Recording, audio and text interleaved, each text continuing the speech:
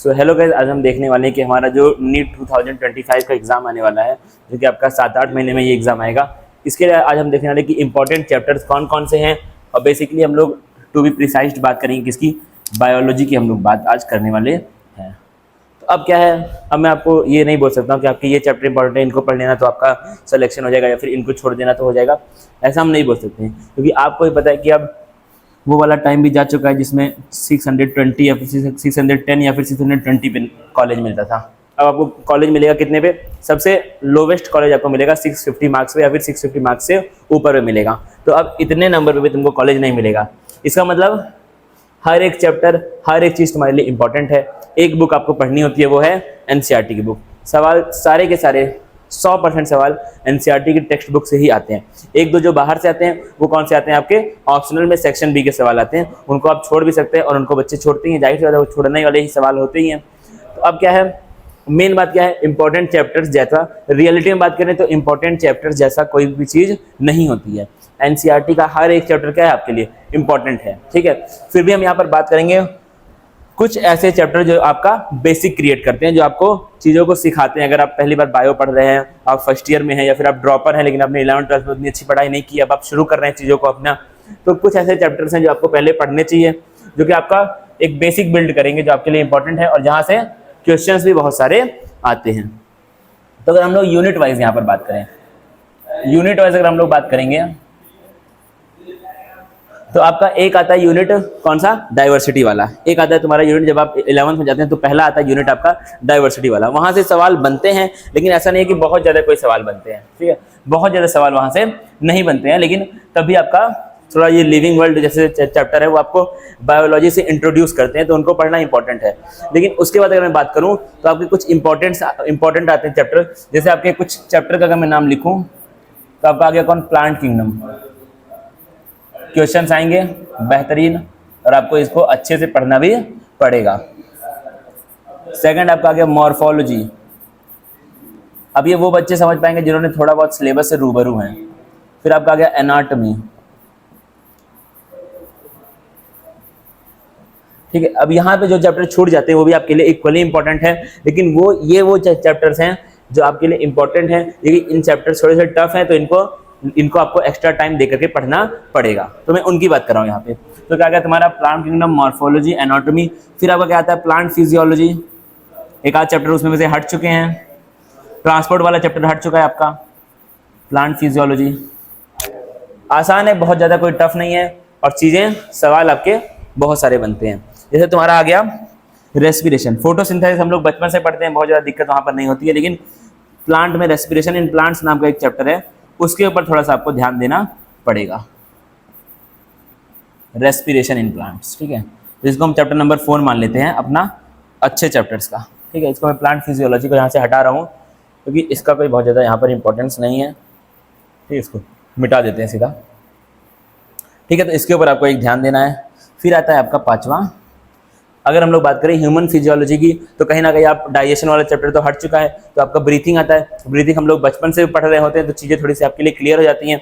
फिर क्या आता है आपका ब्रीथिंग के बाद आपका ये जो नर्वस वाला आता है चैप्टर, एक्सक्रीशन भी हम लोग कहीं ना कहीं पढ़े होते हैं, लेकिन आपका जब नर्वस सिस्टम आता है वहाँ पर क्या आता है, नर्वस सिस्टम, वहाँ पर थोड़ी सी हमको दिक्कत होती है, ध्यान देने की ज़रूरत आपको बहुत ज़्यादा है, ठीक है। फिर आपका आता है एंडोक्राइन सिस्टम, इसके ऊपर भी आपको ध्यान देने की ज़रूरत है।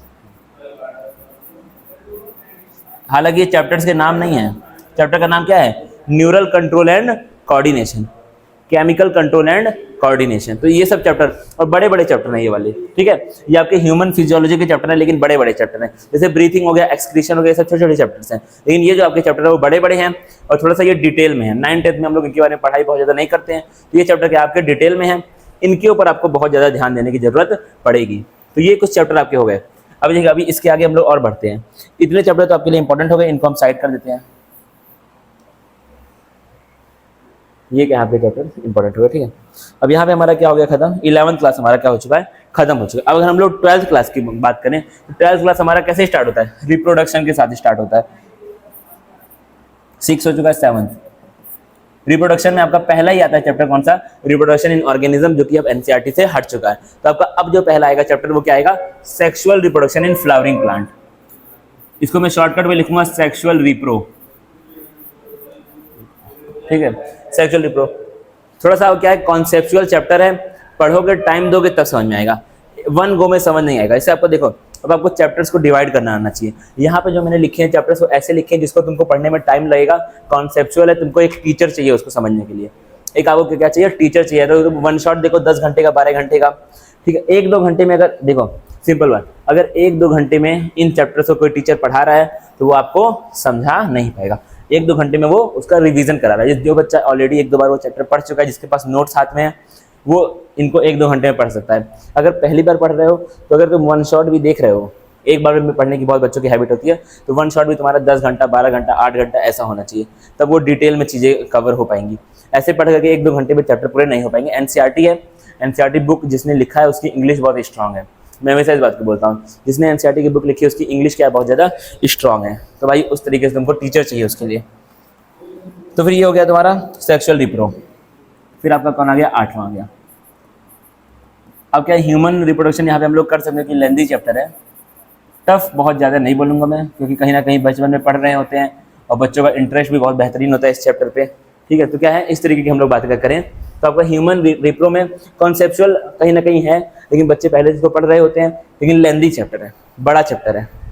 फिर आता है तुम्हारा रिप्रोडक्टिव हेल्थ, बहुत ज़्यादा परेशान होने की नीड नहीं है, क्योंकि ठीक चैप्टर है, तुम्हारा कवर हो जाता है, ठीक है। फिर तुम्हारा आता है सबसे इंपॉर्टेंट चीज़, अगर मैं यहाँ पर लिखूँ तो जेनेटिक्स, सबसे इंपॉर्टेंट, सबसे ज़्यादा सवाल। जेनेटिक्स बाप है भाई, जेनेटिक्स क्या है, बाप है बिल्कुल ही, मतलब भर भर के सवाल यहाँ से आएंगे। चाहे तुम मॉलिक्यूलर बेसिस ऑफ इनहेरिटेंस ले लो, मॉलिक्यूलर बेसिस ले लो, ठीक है, चाहे तुम ले लो principles of inheritance and variation, principles of inheritance and variation, ये सब चैप्टर तुम्हारे क्या हो गए, बहुत इंपॉर्टेंट सवाल क्या आएंगे, भर भर के आएंगे। फिर तुम्हारा आता है बायोटेक वाला यूनिट, क्या आता है, बायोटेक वाला यूनिट, उससे भी सवाल आते हैं।